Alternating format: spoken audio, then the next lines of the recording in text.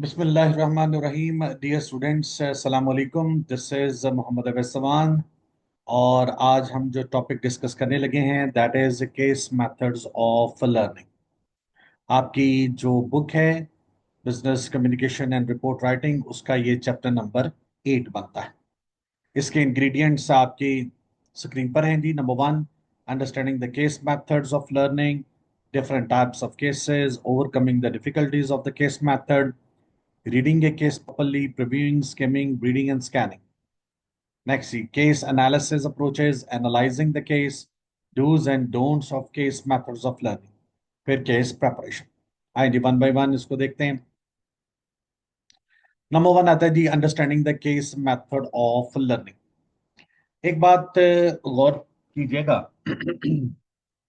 Case study का मतलब यह है कि आपके सामने ऑर्गेनाइजेशंस के अंदर कुछ मामलात ऐसे आ जाते हैं जिसमें आप लोगों को, बच्चों को आगे जाके डील करना है। लेकिन अब प्रॉब्लम यह है कि अभी तक आप क्योंकि प्रोफेशनल लाइफ के अंदर नहीं आए, आप अभी सिर्फ एमेच्योर लाइफ के अंदर हैं, स्टूडेंट लाइफ के अंदर हैं। तो उसमें बहुत सारी ऐसी चीजें हैं जो कि आप फील नहीं कर सकते, लेकिन हम आपको उसके मुतालिक थोड़ा सा एक कंसेप्ट दे सकते हैं।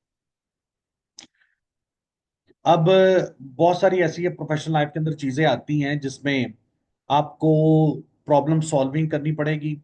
उसके लिए अंडरस्टैंडिंग चाहिए, उसके लिए एक्सपीरियंस चाहिए, उसके लिए स्किल चाहिए। इस मौके के ऊपर हम आपको ये बता सकते हैं, गाइड कर सकते हैं कि किस तरह से, इस तरह से जिंदगी में आने वाले प्रोफेशनल प्रॉब्लम्स को किस तरह से डील किया जाता है। तो उसके लिए ये case study. Number one, understanding the case methods of learning. The case method is widely used in business courses. Generally case method discusses produce good student involvement. अब जो भी केस मेथड्स है उसके अंदर हमें स्टूडेंट की इन्वॉल्वमेंट चाहिए।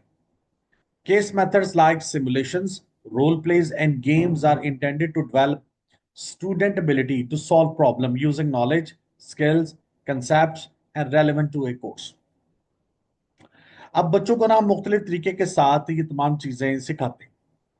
हम उनको गेम्स के जरिए से, कुछ रोल प्लेस के जरिए से, इस तरह से उनको सिखाया और बताया जाता है कि अगर मैनेजेरियल प्रॉब्लम्स अगर कुछ आ जाते हैं या प्रोफेशनल प्रॉब्लम्स आ जाते हैं तो उनको किस तरह से आप डील करें। जी, using knowledge, skill, concepts relevant to a course. The students are also expected to be motivated by the case to learn from lectures, readings, or other resources. अब स्टूडेंट को हम मोटिवेट करने के लिए, जैसे एक lectures is one of the way to motivate the students, read करते हैं केस स्टडीज को, उनके हल को रीड करते हैं, और कुछ उनके पास अदर रिसोर्सेज भी हैं। पॉइंट नंबर टू जी, the role of teacher in the case method.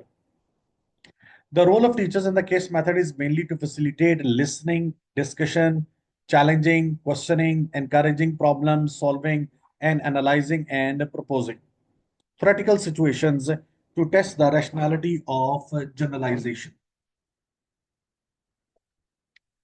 देखिए, टीचर का रोल एक फैसिलिटेटर का रोल है।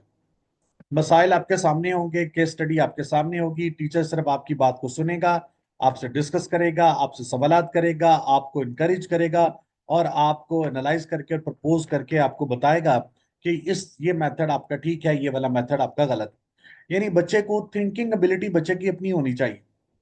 हम उसके अंदर बहुत ज्यादा पार्टिसिपेट नहीं करते। हम बच्चे को कोई प्रॉब्लम देंगे, प्रॉब्लम को वो अपने एंगल से उसको एनालाइज करें, उसको सॉल्व करने की कोशिश करें। तीसरा number, the role of students in the case methods.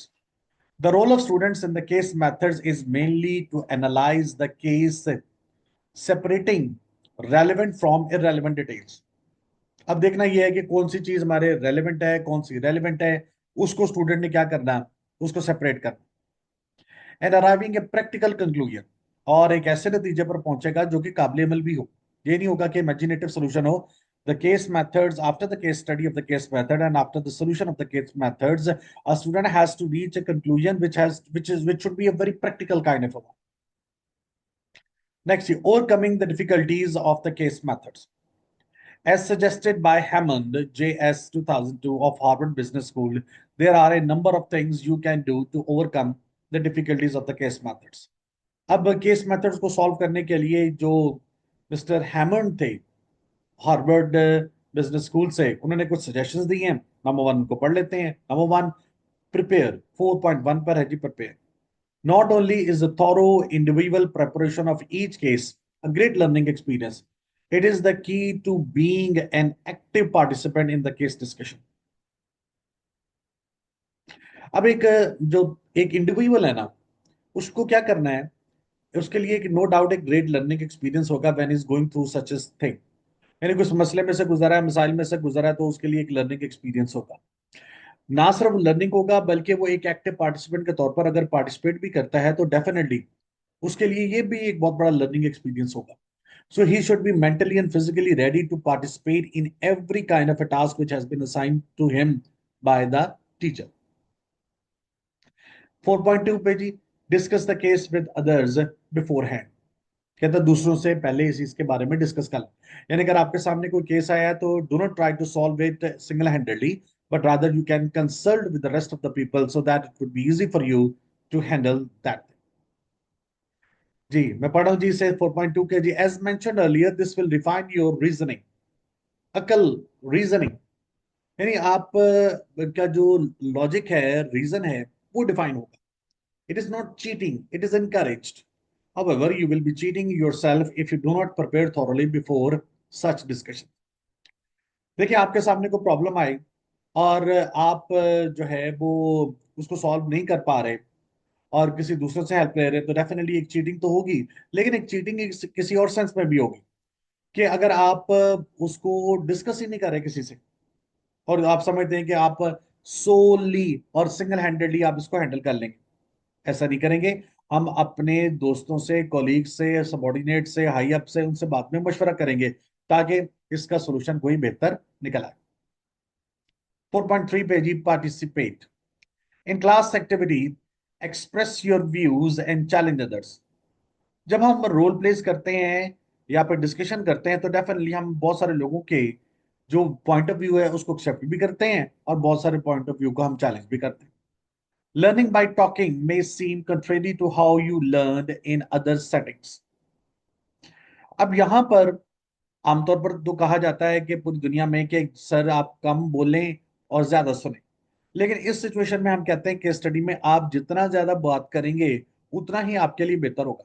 यानी अगर आपने अपना माइंड स्पीक आउट किया, लोगों ने सुना, अगर आपके वो रीजन को सराहते हैं तो definitely you will be able to solve this puzzle. लेकिन if you are not speaking to others and if you are still listening to others, so it would not be easy for you to participate actively. तो वो आपके लिए भी उतना ज्यादा effective नहीं होगा। You may have been urged to be silent and learn from others. खामोश रहें, दूसरों से सीखें, स्पेशली द फैकल्टी। यानी आप, हम बीइंग अ स्टूडेंट आपको एक मशवरा देते हैं कि आप स्टूडेंट होने के नाते आप लोग क्या करें कि आप अपने टीचर्स को फॉलो करें, have how they are going to solve the problems, especially the problems emerging in the managemental issues, उसको सॉल्व करने का तरीकेकार आना चाहिए। In case discussions, when you express your views to others, you commit, which in turn gets you involved. This is exactly the same as betting at the racetrack. Your bet is a commitment which gets you involved in the race. Talking forces you to decide you can no longer hedge. Um, जब आपने लोगों के सामने ना अपना point of view बयान किया ना, तो आपने दूसरों को भी इन्वॉल्व कर लिया। जैसे बिल्कुल है कि अगर आप एक कहता है रेस ट्रैक हो रही है और घोड़ रेस है और उस पर आप किसी घोड़े के ऊपर पैसा लगाते हैं, जब आपने बेट लगाया, पैसा लगाया, तो ऑटोमेटिकली इसका मतलब है कि आप उसके अंदर मुकम्मल तौर पर इन्वॉल्व भी हो गए। अब आपने जिसके ऊपर पैसा लगाया घोड़े के ऊपर, तो वो एक कमिटमेंट हो गई आपकी तरफ से। यानी you are now involve in the race. यानी ऑडियंस जब टिकट लेकर किसी भी जगह पर जाती है तो उनका मकसद क्या होता है कि वो they want to be totally involve in that. चाहे मूवी देखने जाएं, थिएटर देखने जाएं, मैच देखने जाएं, रेस देखने जाएं, तो you are totally involve because you have spent a lot of money there.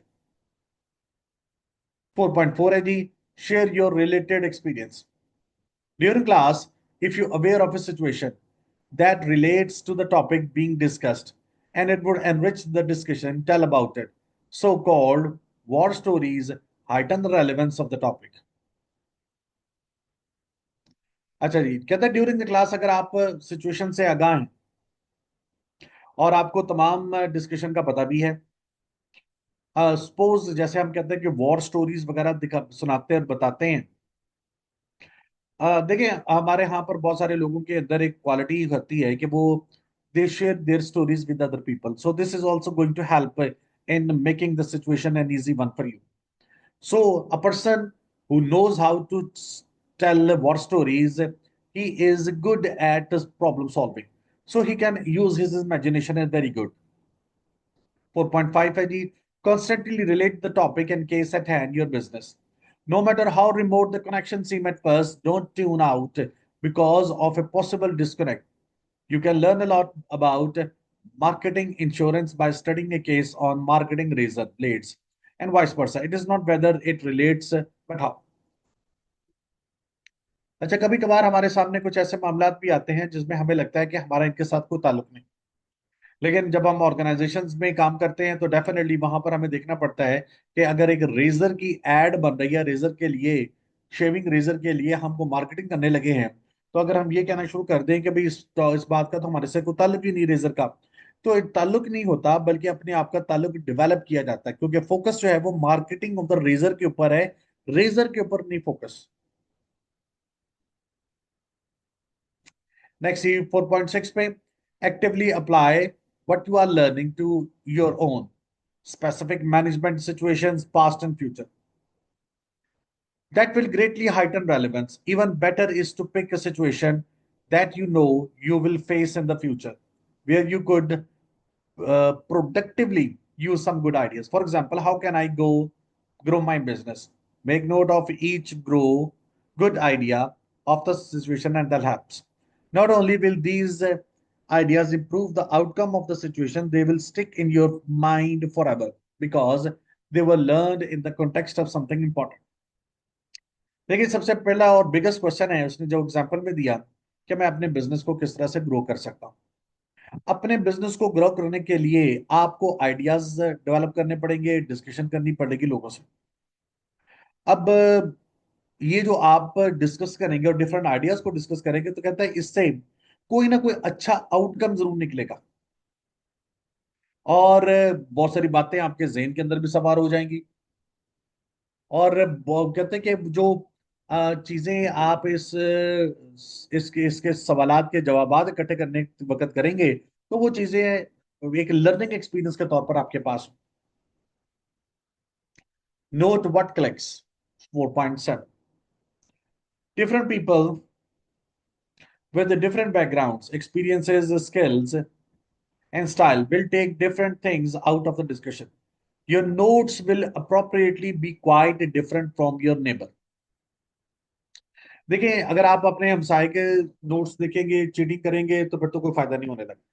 तो हमने कोशिश ये करनी है कि आपने अपने नोट्स को खुद तैयार करना है, अपने आइडियाज को खुद जनरेट करना है और उसको सॉल्व करने की कोशिश करनी है.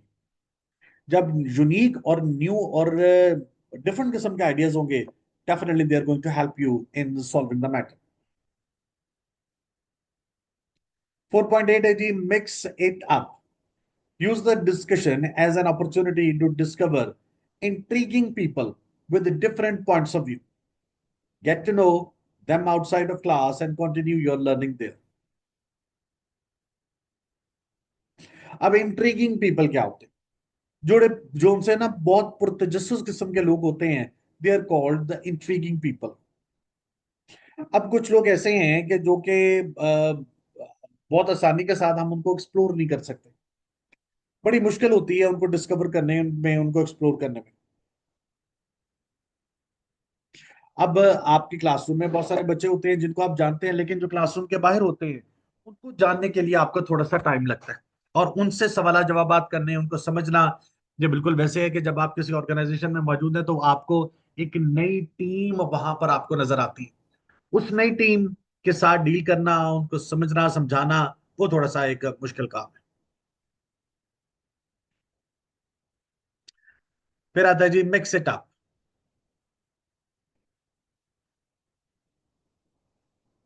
4.8 पे try Use that discussion as an opportunity to discover the intriguing people with different points of views. Go to know them outside of the class and continue your learning there. जी 4.9 पे try to better understand and enhance your own management style. जब हम management style का जिक्र करते हैं ना, तो उसका मतलब यह है कि आपको आपका स्टाइल क्या है, आप चीजों को किस तरह से लर्न करते हैं। और अगर आप एक ही अंदाज से जैसे बाकी कर रहे हैं लर्न, तो फिर तो बहुत मुश्किल हो जाएगी। तो अभी हमने जिक्र किया कि you have to be very unique in your discoveries. New style होगा, नया मेथोडोलॉजीज इस्तेमाल की जाएगी। This is one way of getting into the depth of the things. जी मैं पढ़ रहा हूँ जी इसको 4.9 को। By hearing so many other approaches to give to a given situation you will be expose to many styles and thereby understand your own. This understanding will put you in a better position to improve it. You will learn from rigorous discussion and controversies. Each member of the class and the instructor assume a responsibility for preparing the case and for contributing ideas to the case discussion. The rewards for these responsibilities are a series of highly exciting, practically oriented educational experiences that bring out a wide range of topics and viewpoints. जब आप किसी team में बैठेंगे ना, तो वहां पर एक डिस्कशन भी चलेगी। बहुत सारी कंट्रोवर्सीज भी हैं जिनको आपको हैंडल करना पड़ेगा। आपके कुछ इंस्ट्रक्टर्स होंगे, टीचर्स होंगे, गाइडर्स होंगे, मोटिवेटर्स होंगे। आपने उनसे सीखना भी है। और आपने केस जो डिस्कशन है ना, उसके मुतालिक आपने प्रिपेयर होकर जाना, यानी उसकी बैकग्राउंड आपने ढूंढ कर जानी, तैयार होकर जाना, ताकि जब वहां पर डिफरेंट किस्म के आइडियाज आपके सामने आए, तो आप अपना आइडिया भी उसके मुतालिक प्रेजेंट कर सकें।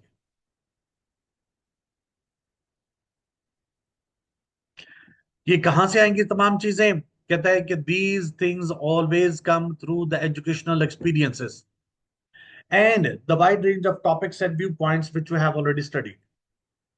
देखिए इंसान क्या करता है, मुख्तलिफ चीजों को सीखता है, क्लासरूम में भी, क्लास के बाहर भी, अपने एक्सपीरियंसेस की रोशनी में भी हम बहुत सारी चीजों को सीखते हैं।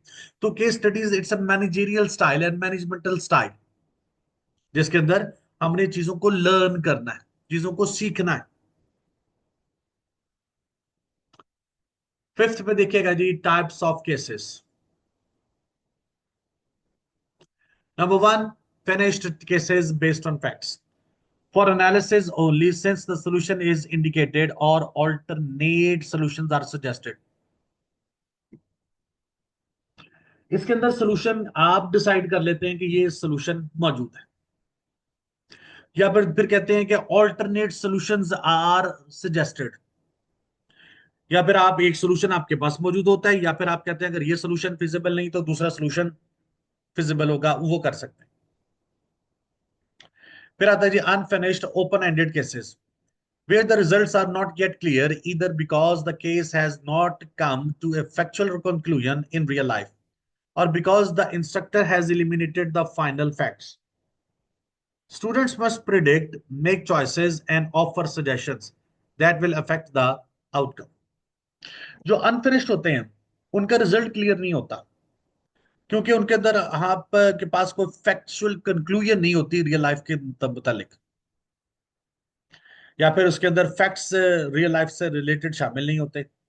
हमें प्रिडिक्ट करना पड़ता है, यानी हम इन केसेस के बारे में सोचते हैं कि शायद ये हो सकता है, ये हो सकता है, ये हो सकता है, और क्या उसके आउटकम का नतीजे में भी इसका इफेक्ट होगा सर? फिर यस डेफिनेटली इसका नतीजे पर भी इफेक्ट होता है। जब हम अपनी तरफ से कोई फैक्ट्स बयान करेंगे, तो ऑटोमेटिकली इसका नतीजे पर भी असर पड़ता है। 5.3 है जी, फिक्शनल केसेस। फिक्शन नाम से जाहिर है ख्याली तस्वर आती है। entirely written by the instructor can be open ended or finished.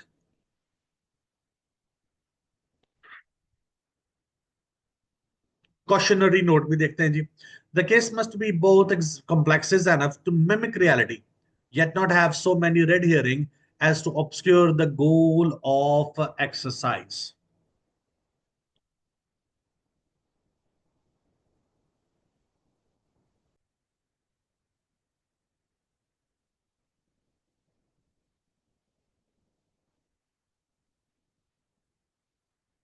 Okay जी, we were discussing about the fictional cases. अच्छा, ये जो फिक्शनल, जैसे अभी मैंने जिक्र किया कि ये टोटल इमेजिनेशन के ऊपर बेस होते हैं, entirely written by the instructor, यानी एक टीचर इंस्ट्रक्टर खुद लिखता है। और मिमिक रियलिटी से मुराद होता है कि ये रियलिटी की कॉपी की जाती, यानी नाम चेंजेस कर दिए जाएंगे, फैक्ट्स थोड़े से बहुत चेंज कर दिए जाएंगे, लेकिन ये रियलिटी के करीब तरीन होते हैं। और रेड हियरिंग का यहाँ पर एक लफ्ज आता है जो कि इन्वर्टेड कॉमर्स के अंदर लिखा हुआ है। रेड हियरिंग कहते हैं मिसलीडिंग। और बेसिकली कोशिश की जाती है कि आपको थोड़ा सा ऑब्सक्योर किया जाए, थोड़ा सा ना गैर वाजे तौर पर ये चीजें बयान की जाती हैं, ताकि आपको समझने में थोड़ी सी मुश्किल आए, ताकि आप अपना सोल्यूशन खुद तैयार करें। हो सकता है कि इस तरह का केस आपने अपनी जिंदगी में देखा हो, लेकिन थोड़ी सी चेंजेस इसलिए कर दी जाती हैं ताकि फैक्ट्स को समझने के लिए आपका माइंड अप्लाई हो और आप डिफरेंट तरीके के साथ फैक्ट्स को समझें। Original documents, news articles, reports with data and statistics, summaries, excerpts from historical writings, artifacts, literary passages, videos and audios, recordings, ethnographies, etc. With the right questions, these can become problem solving opportunities. Comparison between two original documents related to the same topic or theme is a strong strategy for encouraging both analysis and synthesis. This gives the opportunity for presenting more than one side of an argument, making the conflicts more complex. अब ये जो हम जिक्र कर रहे हैं कि news का, आर्टिकल्स का, ये सारी चीजें क्या करती हैं, न्यूज रिकॉर्डिंग्स वगैरह और क्वेश्चंस का, ये प्रॉब्लम सॉल्विंग अपॉर्चुनिटीज को हेल्प करने में और सॉल्व करने में आपकी हेल्प करती है। अब आपके पास दो ओरिजिनल डॉक्यूमेंट्स हैं, इनके दरमियान में अगर आप कंपैरिजन करें, तो आपको कंपैरिजन करेंगे, अगर दोनों में सॉल्यूशंस होंगे तो फिर दोनों के ऊपर आप अपनी ऑब्जर्वेशन को, अपने एनालिसिस को अप्लाई करेंगे और देखेंगे कि इनमें से कौन सी चीज आपको बेहतर लग रही। अब सॉल्यूशन, एक चीज के कई और सॉल्यूशन हो सकते हैं। एक वो सॉल्यूशन जो आपके जेहन में, एक वो सॉल्यूशन जो कि अगले जेहन में। तो आप दो डिफरेंट सॉल्यूशंस जब लोगों को जाकर बताते हैं, तो इसका मतलब ये होगा कि एक चीज के दो डिफरेंट या तीन डिफरेंट हल भी हो सकते हैं। नेक्स्ट आते हैं जी, dimensions of a case. Three possible dimensions encompasses a large part of the case. Number one, what is described? A case, a case could merely describe an individual, an incident, an organization, or a system. On the other hand, it could describe a decision-making situation faced by the manager, involving part, a whole of the organization, with a focus on one or more of the elements of the problem-solving approaches.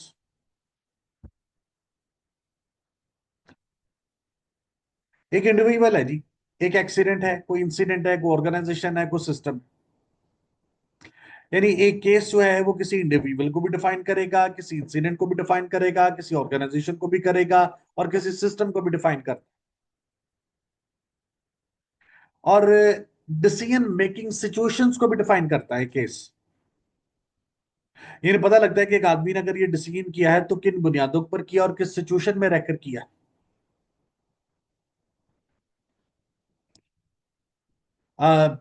Involving part or whole of the organization with a focus on one or more of the elements of the problem solving approaches. देखिए, मसला हमने क्या है, solution क्या निकालना, problem solve करना। उस problem को सॉल्व करने के लिए we are trying to find out different veg.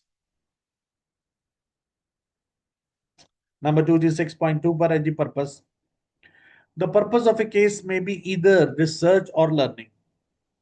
If the purpose is learning, the emphasis could be on one or more of the forms of learning, namely acquiring knowledge, gaining skills, and developing attitudes and values.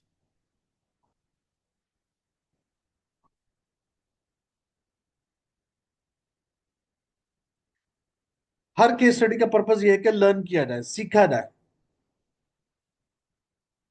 और सीखने के एक से ज्यादा के तरीकेकार भी हो सकते हैं, जैसे नॉलेज को एक्वायर करना है, स्किल को एक्वायर करना है, एटीट्यूड्स और वैल्यूज को एक्वायर करना है, तो there are so many different ways to acquire all these kind of things. 6.3 पे जी, मोड ऑफ डिस्क्रिप्शन। अब जब हम किसी चीज को प्रेजेंट करते हैं, डिस्क्राइब करते हैं, तो उसके लिए हमारे पास कौन से मोड्स हैं या मेथड्स होते हैं?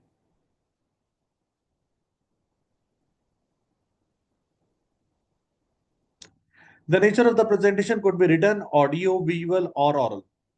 ऑडियो विजुअल भी हो सकते हैं और ऑरल कम्युनिकेशन भी हो सकती है। Reading a case properly, reviewing करें, स्कैनिंग करें, स्किमिंग करें, रीडिंग करें। Number one, previewing.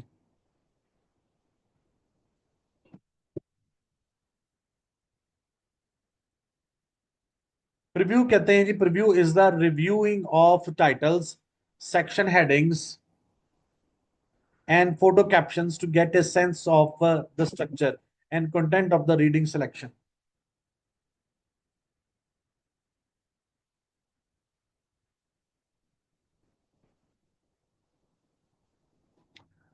प्रीव्यू में क्या करते हैं? टाइटल्स को देखते हैं, हेडिंग्स को देखते हैं, फोटोज को देखते हैं, स्ट्रक्चर को देखते हैं।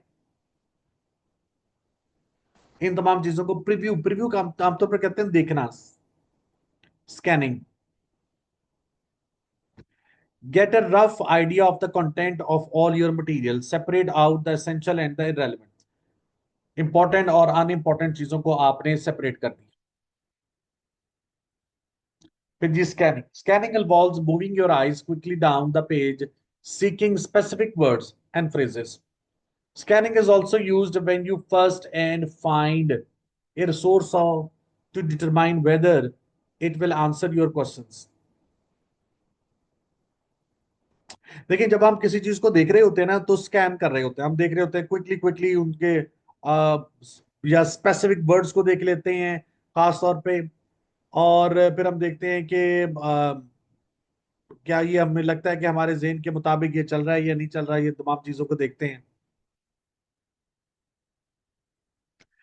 जब हम पूरे डॉक्यूमेंट को कहता है पढ़ लेना, तो उसके बाद उसको फिर से स्किम करते हैं, यानी इंपॉर्टेंट चीजों को रख लेना, अनइंपॉर्टेंट चीजों को हमने निकाल देना। और जब भी हम कोई स्किमिंग कर रहे होते हैं ना, तो हम अपने जेहन में वो तमाम वो चीजें रखते हैं जिससे रिलेटेड हमें कोई आंसर्स रिक्वायर्ड है। हमारे जेहन में वो क्वेश्चंस घूम रहे होते हैं जिनके आंसर हम ढूंढ रहे हैं, और हम ढूंढते हैं कि क्या इनमें से हमें वो रेलेवेंट आंसर्स मिल रहे हैं, ये मिल चुके हैं, ये मिलेंगे। ये तमाम चीजों को देखते हैं। नेक्स्ट आता है दी 7.3 पे, skimming. Familiar yourself with the structure and main points. It helps in spotting the essential. It can be achieved by concentrating on content list. Once again, अब हम स्किम करेंगे, कंटेंट इसके ऊपर फोकस करेंगे, हेडिंग्स देखेंगे, इंट्रोडक्टरी कंक्लूडिंग पैराग्राफ्स को देखेंगे, और फिर रैपिडली एक जगह से दूसरी जगह के ऊपर फोकस करते हुए गुजरेंगे। और हमने उन सेंटेंसेस को देखना है कि जो कि फोकस हमारा उनके ऊपर हो, जो स्टार्ट में आएंगे या एंड बनाएंगे, खास तौर पे इंपॉर्टेंट सेंटेंसेस जो होंगे पैराग्राफ के अंदर। नॉन वर्बल क्यूज का भी ख्याल रखिएगा, इटैलिक्स का, बोल्ड का, कैपिटल लेटर्स का, इन तमाम चीजों का ख्याल रखें। skimming is used to quickly identify the main ideas of the text. Skimming is done at a speed 3 to 4 times faster than normal reading। यानी तेजी तेजी से जब हम जिसको कहते हैं ना सरसरी सी नजर गुजारते हैं, उसको हम स्किमिंग कहते हैं। और स्किमिंग की भी उसी वक्त जाती है जब आपके पास बहुत ज्यादा मटेरियल हो रीड करने के लिए, उसको तो हम स्किम करते हैं। skimming allows you to read quickly to get a general sense of text so that you can decide whether it has useful information for you. You may also skim to get a key idea. After skimming a piece, you might decide what you want or need to read in greater depth. अब जब skimming कर लेते हैं ना, हम देखते हैं कि अब हमें इसमें से कौन सी ऐसी चीज है जिसको हमने डेप्थ में पढ़ना है। सरसरी तौर पर तो देख लिया, अब हम देख रहे होते हैं कि कौन सी चीज है जिसको अब हमने गहराई में जाकर रीड आउट करना है। रीडिंग के पोर्शन पर आते हैं जी। Following are the elements of the reading. Reading, read with concentration. Interpreting information, understanding the information properly, concentration से पढ़ें, जो भी इंफॉर्मेशन दी गई है उसे बड़ी तवज्जो के साथ आपने अंडरस्टैंड करने की कोशिश करें।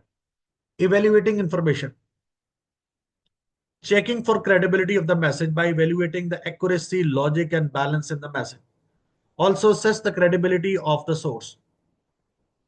हम फोकस ये करते हैं कि क्रेडिबिलिटी पर फोकस करते हैं। हमारा सोर्स कौन सा है, कहां से ये डाटा जो है वो जनरेट हुआ है।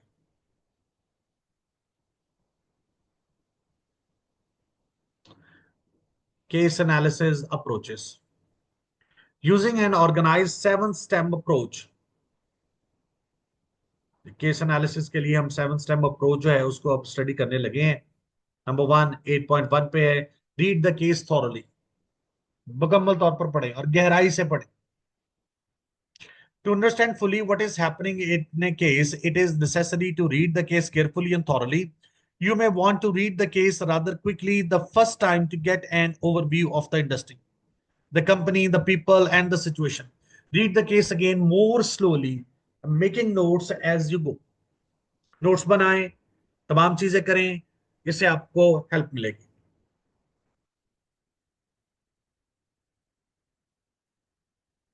Number 2, 8.2, define the central issues. Many cases will involve several issues or problems. Identify the most important problems and separate them from the more trivial issues.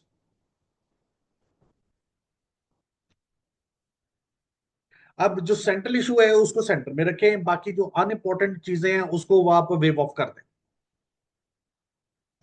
देखिए, यानी हमने सेंट्रल आइडिया को फोकस कर लिया, बाकी तमाम चीजें जो हैं वो जो इररेलेवेंट चीजें हैं उसको हमने खत्म कर देना। आफ्टर थर्ड लाइन में पढ़ा जी 8.2 की, after identifying what appears to be a major underlying issue, examine the related problems in the functional areas. For example, marketing, finance, personal, and so on. Functional areas, area problems may help you identify deep-rooted problems that are the responsibility of top management.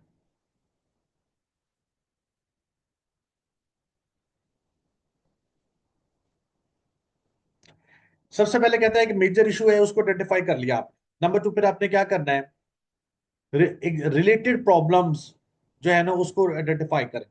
Example उसने दी जैसे marketing है, finance है, personal and so on issues, ये related problems है। बाद में इनको कहता है आइडेंटिफाई कीजिएगा, पहले मेन प्रॉब्लम उसके साथ बाकी जो रिलेटेड प्रॉब्लम्स होंगे उनको आइडेंटिफाई करना है आपने। नेक्स्ट है जी, define the firm's goals. Inconsistencies between a firm's goals and its performance may further highlight the problems discovered in the step 2. अब एक फर्म है, कोई भी ऑर्गेनाइजेशन है, उसके गोल्स कुछ और हैं और उसके गोल्स में और उसके परफॉर्मेंस में इनकंसिस्टेंसी पाई जाती है, यानी दोनों सेम नहीं। गोल्स की रिक्वायरमेंट कुछ और है और परफॉर्मेंसेस कुछ और जा रही हैं।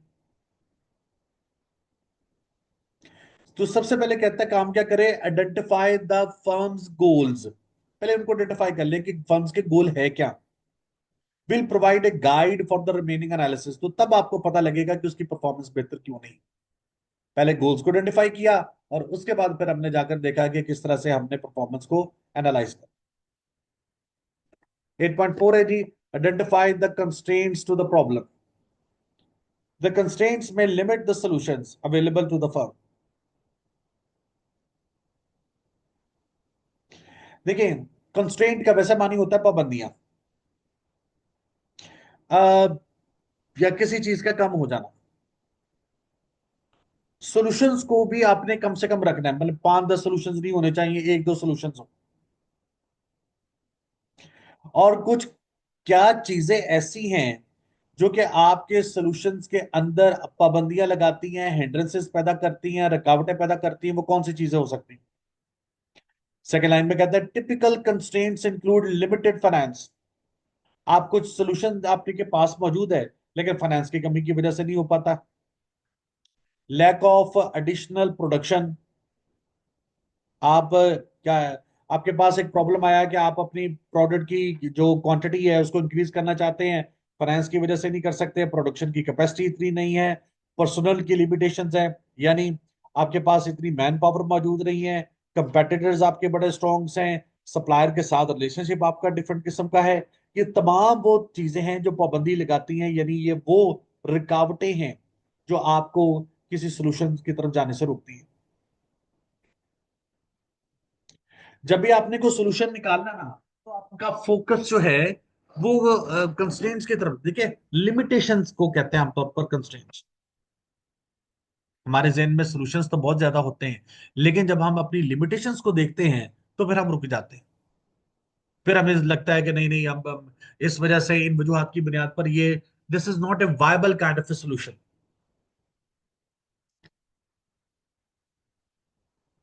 8.5 पढ़ते हैं जी।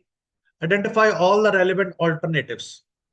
The list should all the relevant alternatives that should solve the problem that were identified in step 2.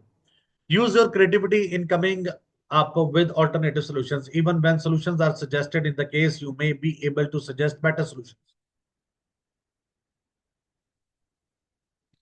अब क्वेश्चन ये आता है कि सर एक सोल्यूशन तो पहले मौजूद है, तो फिर हमें ऑल्टरनेटिव सॉल्यूशंस की तरफ क्यों जाना है? ऑल्टरनेटिव सॉल्यूशंस की तरफ इसलिए जाना है कि जरूरी नहीं है कि हर वक्त एक ही प्लान कामयाब हो। प्लान ए अगर खुदा ना खास्ता फेल हो गया तो प्लान बी सी डी भी इंसान के पास मौजूद होने चाहिए। और नंबर टू, ऑल्टरनेटिव सॉल्यूशंस की तरफ इसलिए भी जाते हैं कि इट क्रिएट्स यूनिकनेस। इसका मतलब ये हुआ कि सर एक काम को करने के लिए कई तरीकेकार भी हो सकते हैं और हमें मुख्तलिफ तरीकेकार के ऊपर गौर करना चाहिए, फोकस करना चाहिए। जी बिल्कुल करना चाहिए। 8.6 है जी। Select the best alternative.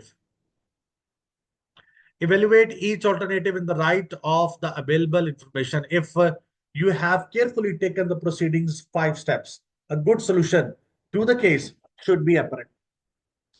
Resist the temptation to jump to this step early in case analysis. देखें, होता ये क्या है कि हम फटाफट सोल्यूशन की तरफ चले जाते हैं, लेकिन हमें एक सोल्यूशन नहीं बल्कि कई सोल्यूशंस करने, और फिर उसके बाद उनमें से बेस्ट सोल्यूशन जो है उसको टेकअप करना है।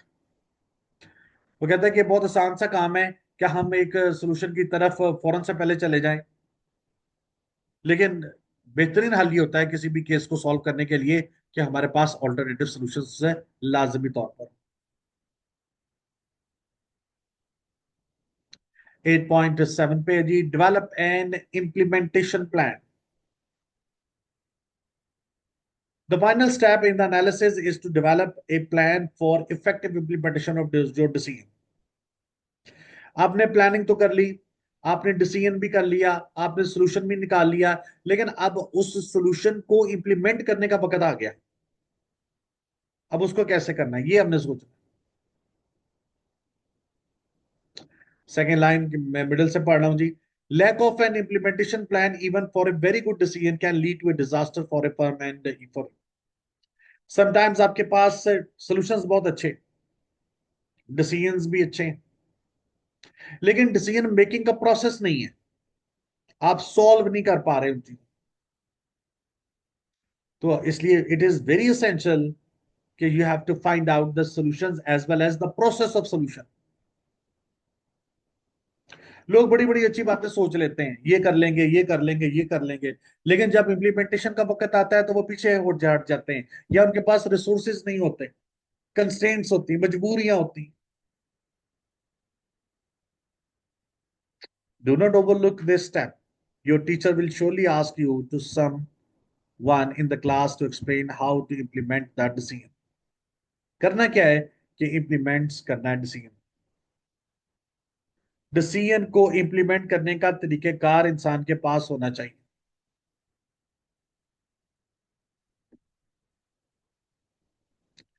Analyzing the case. If the process is to result in enhanced skills, modified attitudes, and learning exchange, then it should approximate what is done by thoughtful people in everyday life. Case को analyse करें, ये आपकी skills को enhance करेगा, आपके attitude को बेहतर करेगा, आपकी लर्निंग को बेहतर करता है। और ये हम सबको क्या करते हैं कि thoughtful people in everyday life, हम रोजाना तकरीबन यही काम करते हैं। हमारी जिंदगियों में रोजाना कोई ना कोई चीज आती रहती है, उसको एनालाइज करते हैं। ये चीजें हमारी स्किल्स को बेहतर करती हैं, इंप्रूव करती हैं। Comprehensive, more thorough than the superficial way we are called upon to make decisions in everyday life.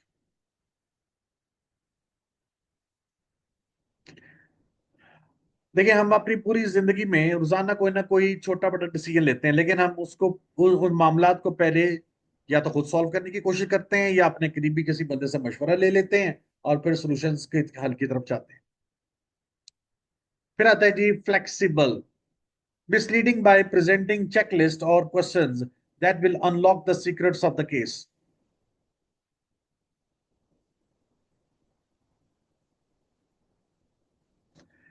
Misleading by the presenting checklists.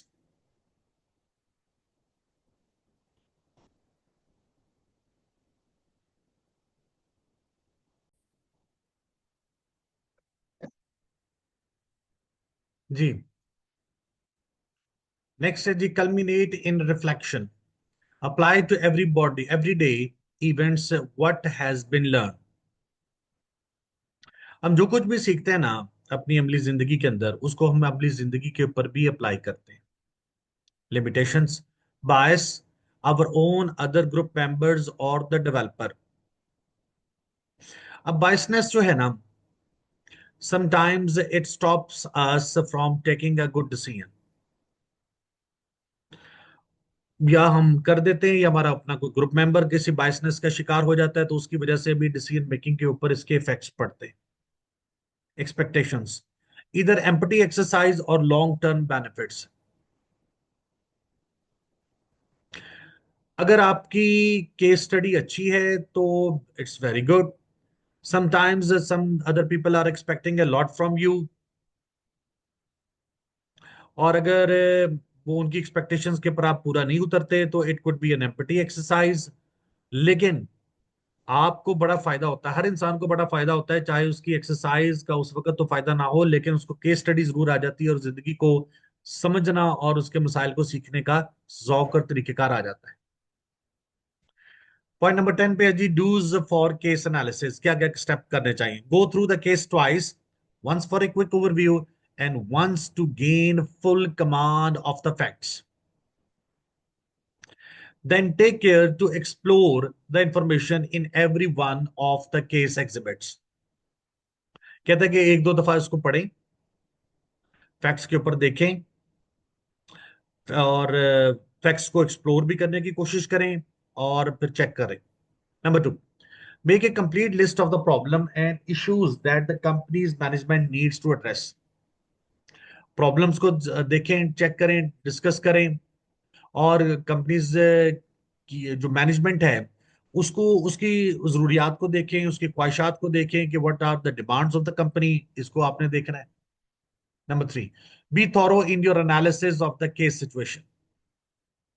Thorough, बहुत गहराई में आपने जाकर बड़ी रिसर्च करके आपने देखा। Fourth one, look for opportunities to apply the concepts and analytical tools in the text chapters. All of the cases in the book have very definite ties to the material in one or more of the text chapters. अब कहता है look for opportunities, कहता उन चीजों की तलाश करें, उन मौकों की तलाश करें जो जिससे आपका हेल्प हो, आपके कंसेप्ट्स को और एनालिटिकल टूल्स को, कि किस तरह से चीजों को एनालाइज करना है, कहता है इसके जरिए से आपकी हेल्प हो जाए। इन द टेक्स्ट चैप्टर्स, यानी जब आप टेक्स्ट पढ़ते हैं तो उसमें जब आप अपनी एनालिटिकल स्किल्स को अप्लाई करेंगे तो उस मौकों को तलाश करें कि कहां पर आपका माइंड जो है ना वो अप्लाई होता है और कहां पर आपको ये बेनिफिट होता है। पांचवा जी, do enough number crunching to discover the story told by the data presented in the case.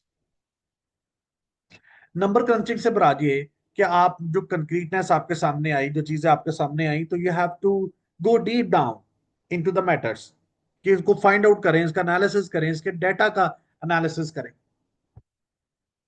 Number 6, support any and all of the cuffs opinions with well reasoned arguments and numeral evidence. अभी हमने concreteness का जिक्र किया। आपने जो भी कोई argument पेश करना है, एनालिसिस करना है, सोल्यूशन देना, तो उसके साथ न्यूमेरिक, डिजिट, स्टैटिस्टिक्स, कंक्रीटनेस और ये चीजें लाजमी है। इससे आपका सोल्यूशन जो है वो पायदार नजर आता है। 7 जी, prioritize your recommendations and make sure they can be carried out in an acceptable time frame with the available resources. जब आपने अपनी रिकमेंडेशंस दे दी, तो आपने ये भी बताना है कि इन रिकमेंडेशंस को करने के लिए कितना टाइम फ्रेम रिक्वायर होगा, आपके पास रिसोर्सेज क्या मौजूद हैं, आपने किस तरह से इसको इम्प्लीमेंट करना। ये तमाम चीजें आपने एक बड़े इंतहाई सोच विचार करने के बाद करनी। ये नहीं होगा कि सिर्फ सोल्यूशंस दे दें या रिकमेंडेशंस दे दें, बट रिकमेंडेशन की इम्प्लीमेंटेशन के लिए भी स्टेप्स आपने हमें बताने। 8th, support each recommendation with persuasive argument and reasons as to why it makes sense and should result in improved company performance. Persuasive arguments दें जी, आपके arguments अच्छे होने चाहिए, persuasive होने चाहिए, and reasons as to why it makes sense and should result in improved company performance.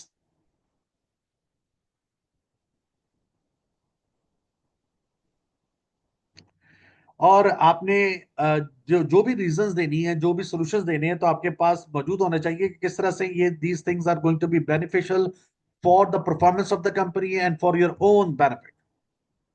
9th, review your recommended action plan to see if it addresses all the problems and issues you identified. Any set of recommendations that do not address all of the issues and problems you identified is incomplete and insufficient.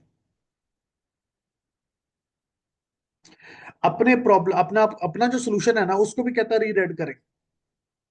आपको लगेगा कि क्या आपने सारे problems को address कर लिया कि नहीं किया, और फिर देखें कि आपने जो रिकमेंडेशंस दी हैं कि वो आपके जो पहला केस स्टडी आई, क्या वो तमाम सॉल्यूशंस, तमाम प्रॉब्लम्स को हैंडल कर रही है।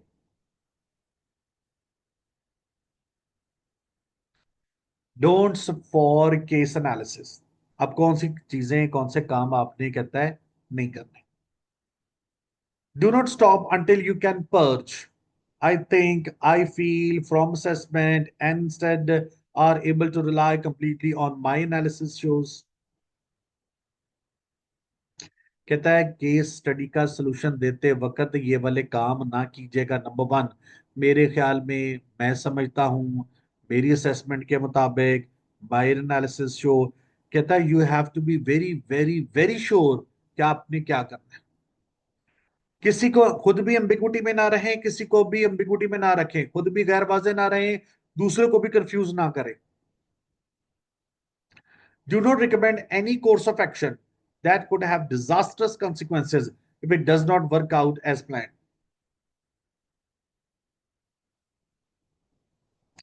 कोई भी ऐसा सोल्यूशन नहीं देना जिसका नतीजा इंतहाई खतरनाक हो, जो प्रॉपर प्लानिंग के साथ ना हुआ। Otherwise, it will be a wastage of time, not just on your part, but also on the part of the execution. Executioner के पार्ट के ऊपर भी ये गलत हो जाएगा, वो भी वक्त जाया करता रहेगा। Do not show any biasness during case analysis, ये मैंने पहले भी अभी जिक्र किया था कि किसी किस्म की कोई बायसनेस का मुजाहरा आपने नहीं करना। 12th पे जी केस प्रेपरेशन है जी। सबसे पहले identifying the case development needs की क्या क्या चीजों की जरूरत है, डेवलपिंग केस लीड्स, उसके साथ कौन कौन सी रिलेटेड चीजें वो आपको रिक्वायर है, इनिशियल क्लियरेंस, इब्तदाई तौर पर आपको क्या क्या चाहिए, डाटा कलेक्शन कैसे करनी है, प्रिपेयरिंग द केस आउटलाइन, एक लिस्ट तैयार कर लें, प्रिपेयरिंग ए केस ड्राफ्ट, फिर ड्राफ्ट लिखें, क्लियरेंस, रजिस्टरिंग एंड टेस्टिंग, और फिर उस केस को इंप्लीमेंट भी करें, यानी उसके सॉल्यूशंस को भी आपने इंप्लीमेंट करना।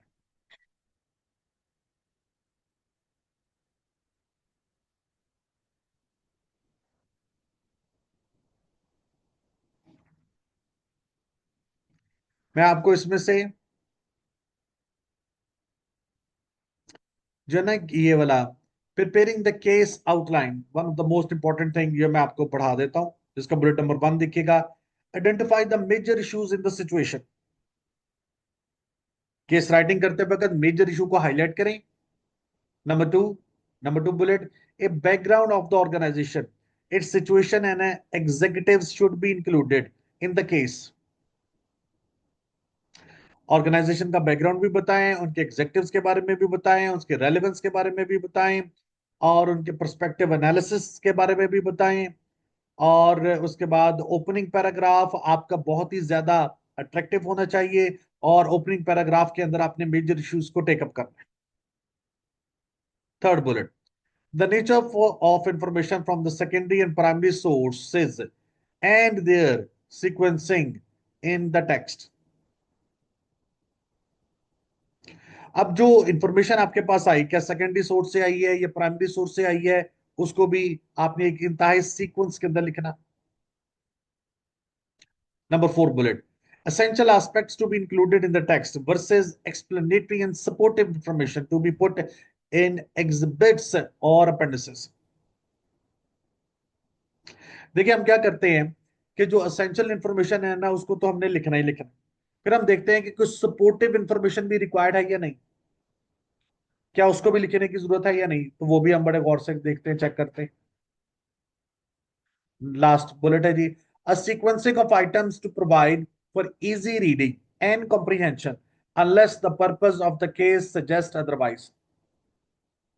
आसान जबान में हो, कॉम्प्रिहेंशन हो, आसानी के साथ समझा जा सके, ये काम आपने किया। फिर आते हैं जी प्रिपेयरिंग ए केस ड्राफ्ट की तरफ। इसका बुलेट नंबर वन है कि आप ड्राफ्टिंग का प्रोसीजर आप करने लगे। कहते हैं the case writer must keep the focus on the decision maker and be faithful and objective in describing the situation.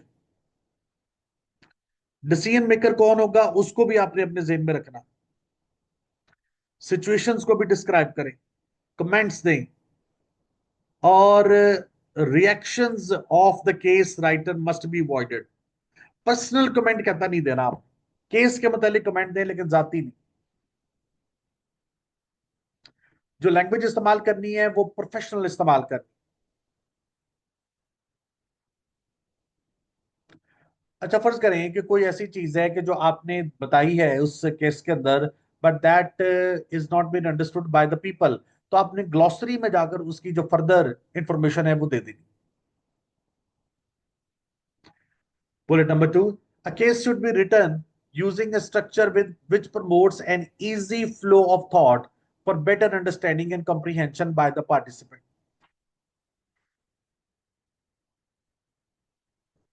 एक ऐसा कहता स्ट्रक्चर बनाना है जो इजीली फ्लो करे, बेटर अंडरस्टैंडिंग हो पार्टिसिपेंट्स के लिए, आपके लिए। The language of the case should be understood by the participants, सारे लोग उसकी बात को, इस बात को समझें। डिटेल्स जो है कहता would could be increased or reduced according to the participants anticipated knowledge and ability, interest and experience.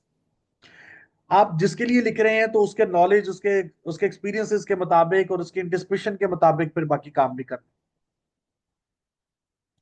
एक कैची टाइटल हो, ड्रामेटिक ओपनिंग हो, वो भी बहुत जरूरी है। और लेंथ कितनी होनी चाहिए, ना तो बहुत ज्यादा बहुत छोटी हो ना बहुत ज्यादा बड़ी हो, एक बड़ी मॉडरेट किस्म की लेंथ होनी चाहिए। और ये पास्ट टेंस के अंदर ये केस स्टडी लिखी जाती है। फिर ये भी देखना है कि क्या आपने जो भी केस स्टडी किया वो कॉन्फिडेंशियल है या ओपन है, तो ये भी आप देखिएगा। और प्रोफेशनल जर्नल्स आर्टिकल के तौर पर कहते हैं जी आपने रिटर्न करनी है, और एक अच्छे अंदाज में आपने चीजों को प्रेजेंट करना। So, dear students, this is a case study. Hope so you have understood it. Inshallah, with the next topic, a new topic, we are going to come again. Thank you very much. Allah Hafiz.